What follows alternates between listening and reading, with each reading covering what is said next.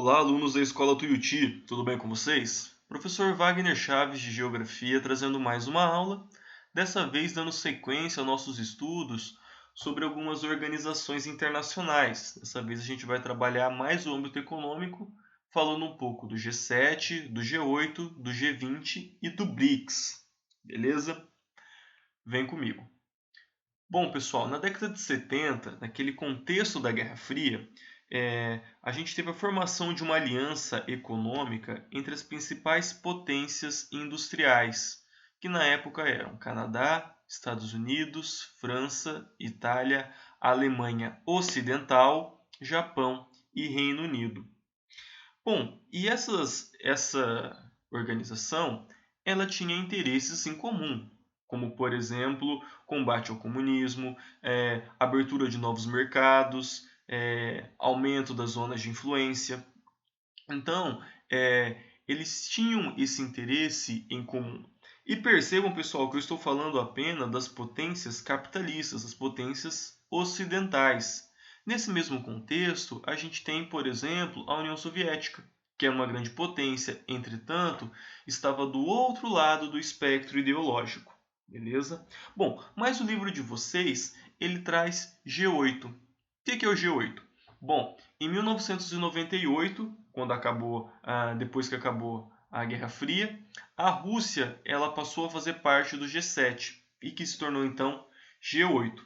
Entretanto, em 2014, a Rússia foi sancionada pelos Estados Unidos devido à invasão da Crimeia e ela foi expulsa temporariamente.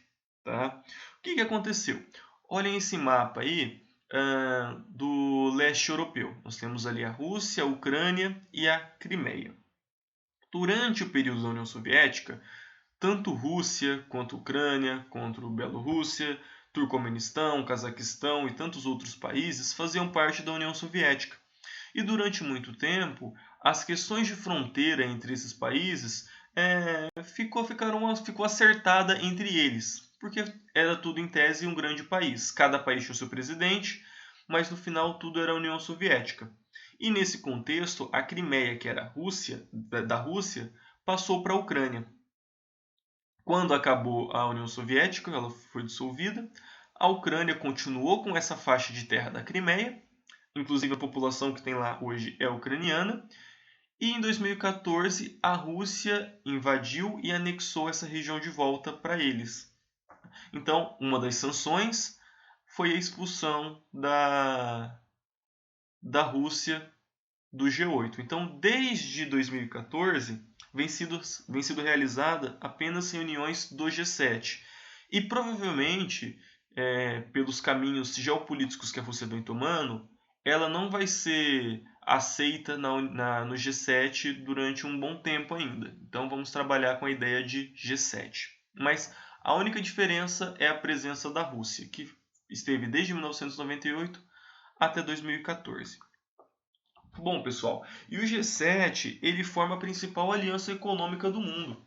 Juntos, esses países são responsáveis por mais de 40% do PIB mundial. Então, estou falando de países extremamente ricos, países com alto nível de desenvolvimento, com alto nível de industrialização.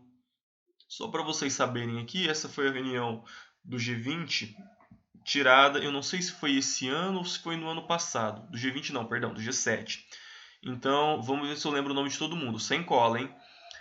Boris Johnson, do Reino Unido, Justin Trudeau, do Canadá, Angela Merkel, da Alemanha, Emmanuel Macron, da França, Donald Trump, dos Estados Unidos, Shinzo Abe, do Japão e Joseph Conte, da Itália. E tem mais alguma pessoa ali que eu não sei, talvez seja um secretário. Tá? Mas esse então é o G7, o grupo dos 7 ou o grande 7. Por esse grupo ser extremamente restrito, extremamente fechado, muitos países olham com uma certa desconfiança. Por quê? São países ricos, fazendo reuniões anuais e que vão beneficiar eles, obviamente. Então, paralelo a isso, com uma alternativa, surgiu o G20, que é um grupo mais representativo. Por quê? Ele envolve tanto países ricos quanto países em estágio de desenvolvimento, países que a gente não pode mais deixar de considerar no cenário internacional. São eles: África do Sul, Argentina, Austrália, Brasil, Canadá, China, Coreia do Sul, França, Índia, Indonésia, Itália, Japão, México, Rússia, Turquia, Reino Unido, Estados Unidos e os países da União Europeia que formam o Congresso Europeu. Tá? Então, esse é o G20. Percebam aqui, pessoal, que eu tenho alguns países bastante ricos e bastante industrializados, como, por exemplo, China e Coreia do Sul. Por que a China não está no G7? Porque se a gente usar o contexto de hoje, a Itália de hoje não é sombra do que foi a Itália de 1970. A gente poderia substituir, pensando nas grandes economias, a Itália pela China.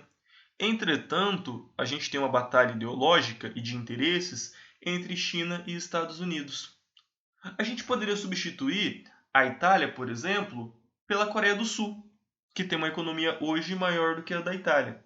Entretanto, Japão e Coreia do Sul brigam pelo mesmo mercado. Eles têm divergências econômicas. Também haveria problema. Então percebam que o G7, no contexto que ele foi fundado, ele fazia mais sentido.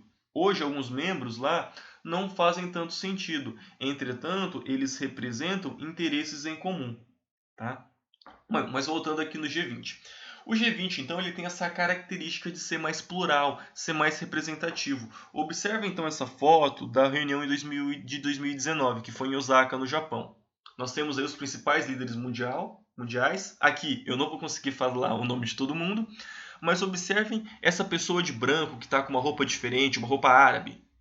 Ele é o príncipe herdeiro da Arábia Saudita, o Mohammed bin Salman. E a Arábia Saudita não faz parte do G20. Entretanto, a próxima reunião, que vai ser realizada em novembro de 2020, será em Riad, na Arábia Saudita. Por quê? Mesmo a Arábia Saudita não fazendo parte do G20, não tem como a gente negar a importância geopolítica, a importância estratégica, a sua produção de petróleo e a sua economia nos dias atuais.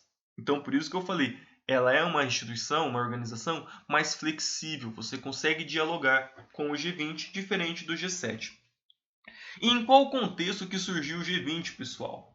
Bom, final da década de 90, a gente teve uma sucessão de crises econômicas e a ideia era: o G20 a gente vai tentar evitar essas crises econômicas, porque não adianta você ter 7 países extremamente ricos e que vendem para o mundo todo se a economia do mundo não está saudável. Se as pessoas não compram, não tem para quem eu vender. Então é melhor, é mais viável você deixar uma economia boa em todos os países do que centralizar elas em apenas 7. Então, você teve como objetivo prever algumas crises financeiras, minimizar as ações dessa crise, estimular a economia dos países emergentes e, sobretudo, democratizar as decisões econômicas em nível global. Não ficar centralizado apenas ali no G7 e tá distribuída com mais vozes para poder dar a sua opinião. Beleza? Agora falando um pouco do BRICS. O BRICS, pessoal, ele surgiu a partir de uma teoria do economista. E ele falava assim, o BRIC, sem o S, né, que é Brasil, Rússia, Índia e China, são países que possuem certas afinidades e que possuem um caminho semelhante. São países emergentes que conseguiram se desenvolver e estão em rápido crescimento. Essa teoria, esse livro que era uma teoria desse economista, ele se tornou real. Então ali no final dos anos de 2008, 2009, começou-se uma reunião em nível diplomático e que se tornou o BRICS, que foi a união, inclusive a pedido do Brasil, da África do Sul, que também tinha essas características. Quando eu falo em rápido crescimento, pessoal, eu estou falando que na época o Brasil crescia em torno de 4% ao ano. A China estava no famoso crescimento de 2 dígitos, o crescimento de mais de 10% ao ano. Então, quando os economistas olhavam o BRICS, esses países que compõem o BRICS, eles viam um potencial econômico muito grande. E por quê? Bom, China e Índia juntas possuem uma população de mais de 2 bilhões de habitantes. Eu estou falando de um quarto da população mundial está nesses países. E qualquer empresa do mundo quer ter acesso a um mercado de 2 bilhões de pessoas. A sua margem de lucro é muito grande. Tá? A China, ela caminha para se tornar a maior potência industrial do mundo. Logo, logo, se já não é. Pelo menos, eu não digo maior potência econômica, mas industrial, de fabricação de bens de consumo manufaturado. E o Brasil, ele é um dos maiores produtores de commodities do mundo. Minério de ferro, milho, soja. E os principais parceiros econômicos têm sido, então, esses países. O principal parceiro econômico do Brasil hoje é a China. A China compra milho, compra soja, compra minério de ferro do Brasil. Então, quando os economistas olhavam para esses países, eles viam um potencial muito grande. E todos eles possuíam um caminho bem semelhante. Né? Iniciou sua industrialização ali na década de 50, são países emergentes com crescimento acelerado, com exceção da Rússia. A Rússia ela tem uma trajetória um pouco diferente por conta daquele passado da União Soviética. A Rússia ela vem de uma potência militar muito forte. Beleza? E o BRICS, pessoal, ele surgiu como uma alternativa ao G7.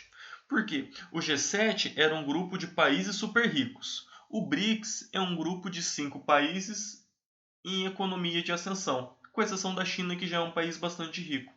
Então, no cenário internacional, alguns países pobres, por exemplo, observam o BRICS como um caminho a ser seguido. Por quê? São países que eram pobres e conseguiram se desenvolver. Tá? Vamos ver se eu consigo lembrar o nome de todo mundo aqui. Bom, nós temos ali o Xi Jinping, da China, o Vladimir Putin, da Rússia, Jair Bolsonaro, do Brasil, Narendra Modi, da Índia, e o Cyril Ramaphosa, da África do Sul. Eu estou bom nos nomes ainda. Então, pessoal, o BRICS ele teve essa vantagem. E ele conseguiu estreitar relações comerciais com outros países por conta desse perfil.